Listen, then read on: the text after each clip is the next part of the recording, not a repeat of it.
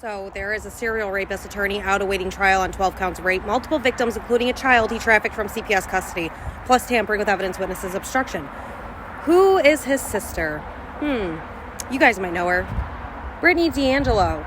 Brittany D'Angelo, yes, she was on Big Brother 23. She thought it would be okay to laugh at the victims outside the courthouse on November 23rd, 2020. She walked out with her mother, really, really upset that her brother was indicted by a grand jury that heard evidence, said the evidence was extremely disturbing.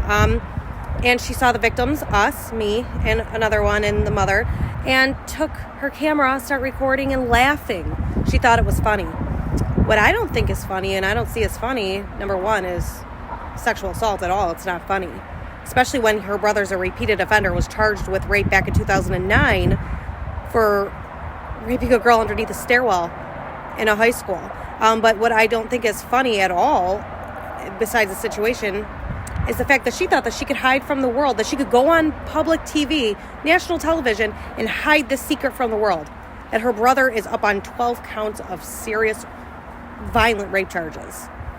I don't see how she thought she could get away with it. But yes, this is her once again, Brittany D'Angelo. Y'all know her. She pretends to be this bubbly, nice person. She is not at all. Not even close to it. Here's how messed up her brother is, okay?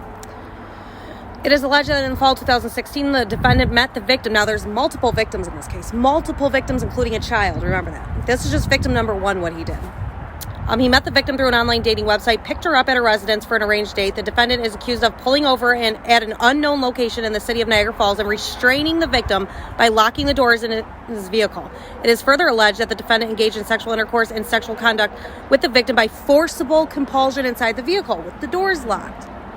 That's just victim number one. Okay, there are multiple victims in this case, and Brittany D'Angelo thought that she could go on national television and hide this from the world because her family are privileged and corrupt. They own and run not only is he an attorney, her brother an attorney, but they own and run the news in this area. So they run the news. So they've been keeping this from the news. They're best buddies with all the people in the news. We've been fighting for 3 years.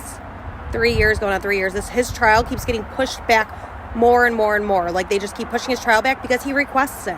What Nick gets, Nick wants. And we're not going to allow that anymore. The victims are fed up. We are fed up. We're not going to let this happen.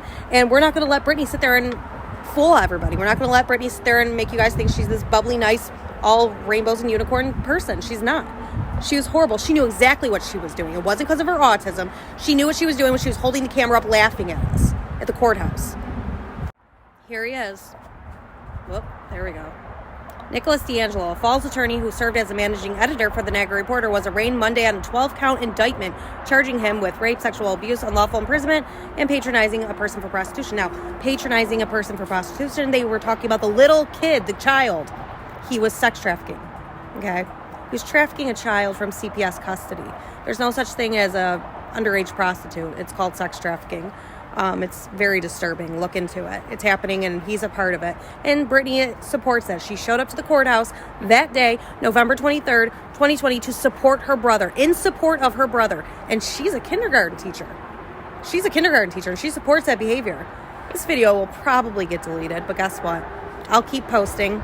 You could go on my Facebook page, Noelle Teresa. I'll keep posting on there, but I'm not going to shut up. None of us are going to shut up. And I am going to encourage that the people who hang out with her from Big Brother start backing away from her now and separating yourselves, because it's not a good look. It's not a good look whatsoever. I know she clings on to people, tries to get herself out there, but you know what? When you put yourself out there, Brittany, this is what happens. You need to start being truthful and honest with people, what's really going on and what you support.